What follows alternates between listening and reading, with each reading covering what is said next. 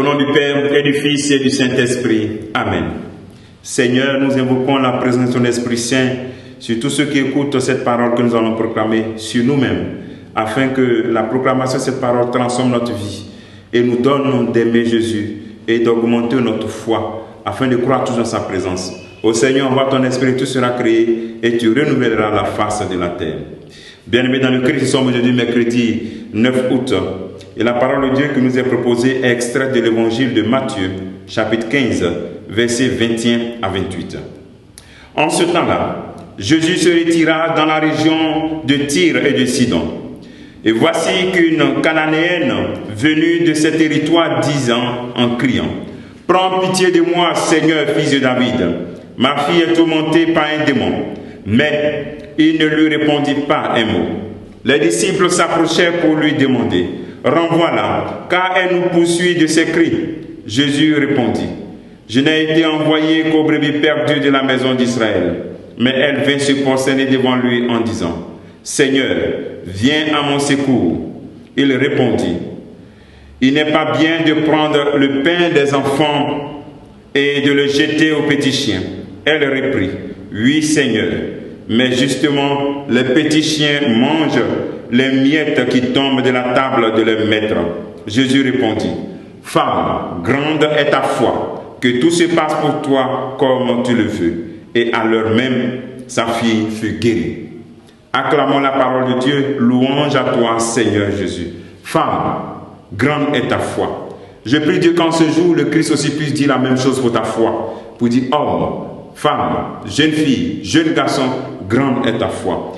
Et la foi de cette païenne est vraiment une foi qui rentre dans le plan de Dieu. Elle poursuit Jésus-Christ de ses cris. Et elle n'a pas de réponse, mais elle continue de le poursuivre.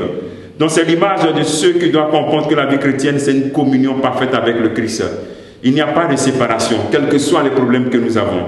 Et voici que les disciples encore créent un blocage. Renvoie-la, elle nous poursuit de ses cris. Et elle surpasse encore cet obstacle. Seigneur, viens à mon secours. Et la réponse du Christ encore est une réponse mystérieuse qui frise un peu la foutaise, une réponse dure. Mais au fond, le Christ précise le plan de sa mission. Il précise l'ordre de sa mission. D'abord, aux brebis perdues d'Israël, et ensuite, ça sera les nations païennes. Tout compte fait, la femme dépasse encore l'obstacle.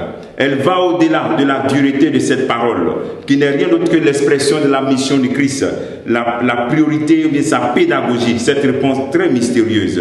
Mais elle, même si elle ne comprend pas, elle continue. C'est un appel, nous aussi, même si souvent on ne comprend pas ce qui nous arrive, on garde cette communion avec le Christ. On ne l'accuse pas. On ne dit pas que c'est lui l'auteur qui nous a abandonnés. On garde la communion, même si les situations que nous vivons, c'est des situations dures. Et ça perdure. Mais nous gardons la communion. Et cette femme garde cette communion.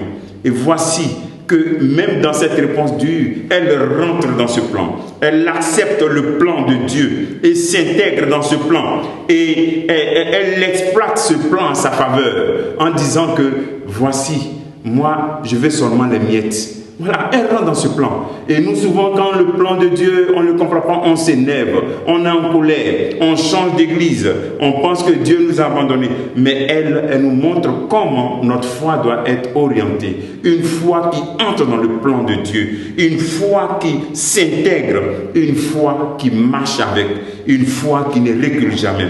Elle garde ses foi et voici que le Christ lui dit: grande est ta foi. Est-ce que tu acceptes de laisser ton plan mourir dans le plan de Dieu afin de faire cette belle expérience de guérison à distance de cette jeune fille, de la fille de cette dame? Grande est ta foi. Le Seigneur nous appelle donc à élargir l'horizon de notre foi, de notre regard, à laisser le plan de Dieu s'accomplir, même mieux à s'intégrer dans ce plan. Demandons au Seigneur cette grâce aujourd'hui qu'il augmente notre foi. Et surtout, retire-toi et regarde le plan de Dieu sur ta vie et vois comment est-ce que tu es en train de t'intégrer dans le plan de Dieu avec joie et persévérance. Que le Seigneur te bénisse, qu'il nous bénisse tous en ce jour, au nom du Père, du Fils et du Saint-Esprit. Amen.